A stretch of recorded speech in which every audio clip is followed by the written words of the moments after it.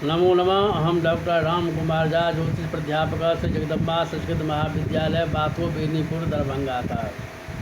बृहत् संहिता उत्तरार्धम, शास्त्रीय प्रतिष्ठा, द्वितीय खंड, विषय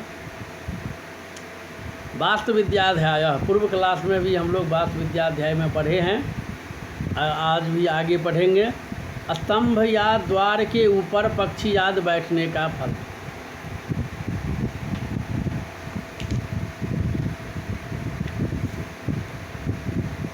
विहिगादिभिर्वलि नैराकम्पितपति दुःखस्थितिश्च तथा शक्रध्वजसदृशफलं तदेव तस्मिन्नुतं निर्दिष्टम्।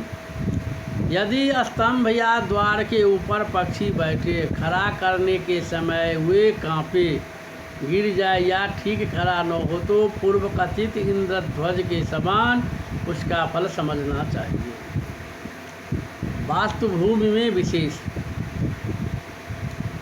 प्रागुत्तरोन्नते धनसुतक्षया श्रुतवधश्च दुर्गंधे वक्रे बंधु विनाशो न सन्ति गर्भाष्टदिङ्मोदे इच्छेद्यदि गृहवृद्धे तथा समन्ताद् विवर्धयेत् तुल्यम्। एको देशे दोषः प्रागथवाप्युत्तरे कुर्यात्। यदि वास्तुभूमि पूर्व या उत्तर में ऊंची हो तो पुत्र और धन का नाश, दुर्गंध हो, युद्ध हो तो पुत्र का नाश, टेढ़ी हो तो बंधुओं का नाश और दिग्भ्रम दिशाओं के ज्ञान से रहित हो तो स्त्रियों को गर्भ का अभाव होता है। घर की वृद्धि चाहने वाले मनुष्य वास्तुभूमि को चारों तरफ समान रूप से बढ़ावे। यदि वास्तु भूमि को बढ़ाना हो तो उत्तर या पूर्व की तरफ बढ़ावे, क्योंकि उस तरफ बढ़ाने से अल्प दोष है, अर्थात वे दोष मित्रों से द्वेष, चित्त में संताप सहन करने के लायक हैं। जिसको इन दोषों को सहन करने की शक्ति न हो उसको नहीं बढ़ाना चाहिए। पूर्व आदि दिशाओं में वास्तुभूमि को बढ़ाने का फल। प्राग भवति मित्रवैरम मृत्युभयं दक्षिणेन यदि वृद्धि अर्थविनाशः पश्चादुदग्विवृद्धिर्मनस्तापः। यदि वास्तुभूमि पूर्व की तरफ बढ़ी हो तो मित्रों से द्वेष, दक्षिण तरफ बढ़ी हो तो मृत्यु का भय, पश्चिम तरफ बढ़ी हो तो धन का नाश और उत्तर तरफ बढ़ी हो तो मन में संताप होता है। चतुष्साल गृह में देवगृह आदि का स्थापन स्थान। ऐशान्यम देवगृहं महानसं चापि कार्यमाग्नेयां नैऋत्यां भाण्डोपस्करोर्त्यधान्यान्यमारुत्याम्। ईशान कोण में देवगृह, अग्नि कोण में पाक गृह, नैऋत्य कोण में गृह सामग्री गृह और वायव्य कोण में धन धान्य स्थापन गृह बनाना चाहिए।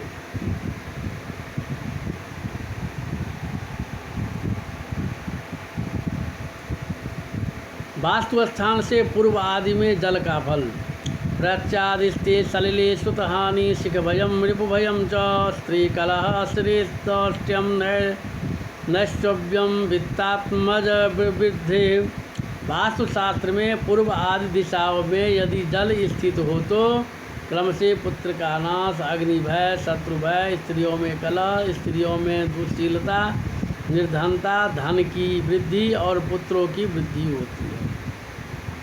घर बनाने में काटने योग्य वृक्ष।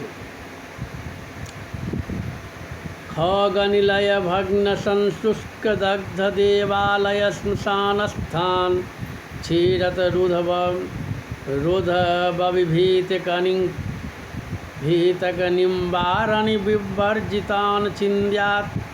पक्षियों के घोंसले वाले टूटे हुए देवालय के समीप में स्थित, श्मशान में स्थित दूध वाले बच, बहेरा, नीम, अरलू इन सबों को छोड़कर शेष वृक्षों को घर बनाने के लिए काटे। वृक्ष काटने में विधान और उसके गिरने का फल। रात्रौ कृतबलिं पूजं प्रदक्षिणं छेदे ये दिवावृक्षं धन्यमुखद प्राक्पतनं न गह्योत्तन्यथा पतितः। जिस वृक्ष को काटना हो उसके निमित्त रात में पूजा और बलि देकर उसके सुबह ईशान कोण से प्रदक्षिण क्रम से उसको काटे। यदि वृक्ष काट कर उत्तर या पूर्व दिशा में गिरे तो शुभ और शेष दिशा में गिरे तो अशुभ होता है। वृक्ष के शल्य से शुभाशुभ छेदो यद्य विकारी तथा शुभम दारुदत्त तद्गृहोपयकम पीते तु मंडले निर्दिशेत रोर्धमध्यगांगोदाम मंजिष्ठा वेको नीले सर्पस्तथा रुणे शरट मोदगाद में माँ कपिले तु मूक कुंभश्च खगांगे हराम्भे। यदि वृक्ष का कटित प्रदेश विकार रहित हो तो उसकी लकड़ी गृह के लिए शुभ होता है।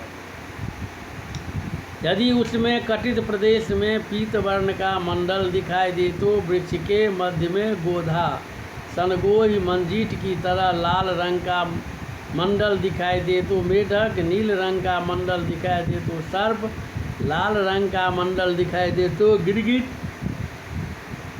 मूंग के समान वर्ण का मंडल दिखाई दे तो पत्थर, पीला मंडल दिखाई दे तो चूहे और खग के समान खंग के सदृश मंडल दिखाई दे तो जल का निवास स्थान कहना चाहिए। गृहपति के लिए कुछ उपदेश। धान्य गो गुरुहुता ससुराणां न स्वपेदु परिणाप्यन्नुवंशं नोत्तरा परशिरा न च नग्नो नैव चार्धचरणः श्रियमीक्षन्।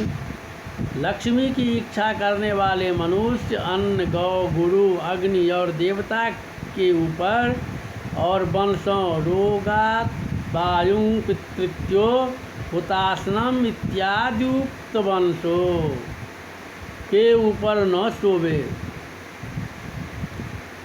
देवता के और वंशों के ऊपर न शोभे। उत्तर या पश्चिम की तरफ सिर करके न शोभे तथा नंगा और जल से भींगे पांव रखकर न शोभे। यहाँ पर विश्वकर्मा का है सस्यानुवंश विन्यस्ता तुला हन्यात कुटुम्बीन कर्तु सज्जा स्वतानस्थानागदंता छयावह। प्रवेशकाली गृह का स्वरूप भूरि पुष्प विकरम संतोरणम तोयपूर्णकलशोपशोभितम धूप गंधबलि पूजितामरं ब्राह्मणध्वनियुतम विषेदगृहम। बहुत पुष्पों से भूषित तोरण से अलंकृत जलपूर्ण कलशों से शोभित धूप गंध पुष्प आदि से पूजित देवताओं से युक्त और ब्राह्मणों के द्वारा की गई वेद ध्वनियों से युक्त गृह में प्रवेश करें। यहाँ पर धूप गंध बलि पूजितामरम यह सामान्य देवता के लिए कहा गया है। सामान्य देवताओं की पूजा अतिरिक्त स्थान में करनी चाहिए। वास्तु मध्य में शिखी, पर्जन्य आदि और अर्जमा की पूजा करनी चाहिए।